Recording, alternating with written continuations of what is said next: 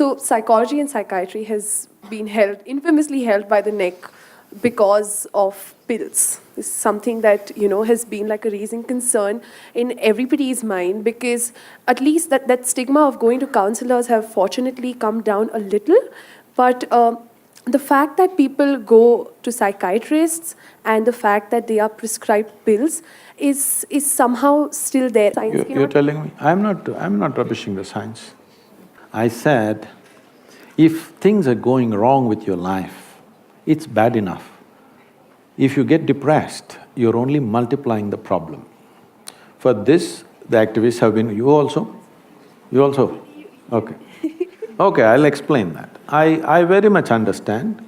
I'm closely associated with various people who are in the profession, and there are many people, because every day I'm meeting thousands of people, not everybody is perfectly sane, a lot of them go off, they need doctors' help, everything. It's not we're discounting that.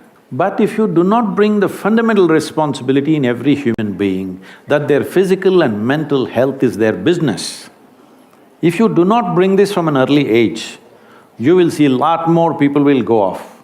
Don't think everybody is pathologically ill, no.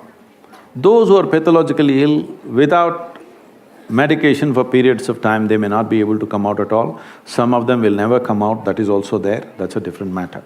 But we are talking about all the fringe kind of madness, which all of us have. Something goes wrong, I can also drive myself into depression. I can also drive myself into depression. Something that I want doesn't happen.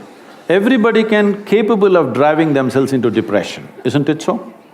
Is it possible or not? So what you're saying is depression is not a choice? I mean, is that what you're saying? You think depression is a choice? Please understand, there are some who are pathologically ill. It gets them in spite of themselves.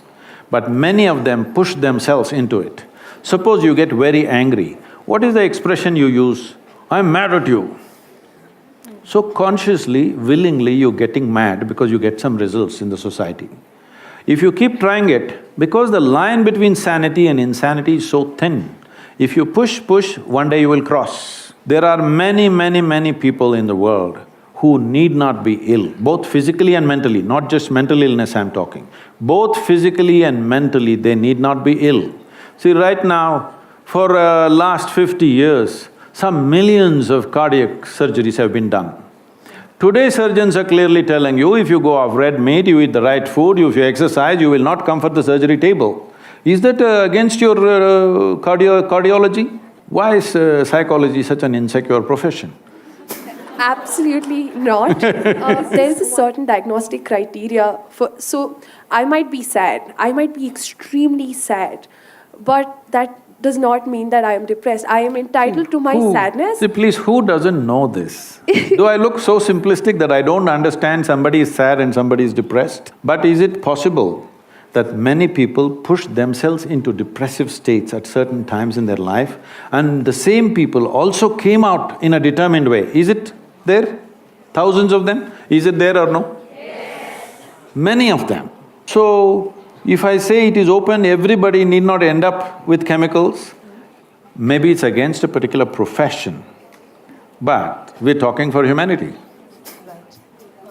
Thank you, Sadhguru. Although I don't think Anjali is fully convinced on the answer's tangent. Questions? How do you get fully convinced or not convinced on a fact? If it's your opinion, you can be convinced or not convinced. Is it a fact that many of you, I'm saying most of you are young, you have not seen much life, but even in this little life that you have seen, there were moments when you crossed your sadness and became depressed for a few days. Has it happened to you? And most of you have come out of it without anybody's help, or maybe with a friend or somebody who mentored you a little bit, have you? These are facts, these are not opinions.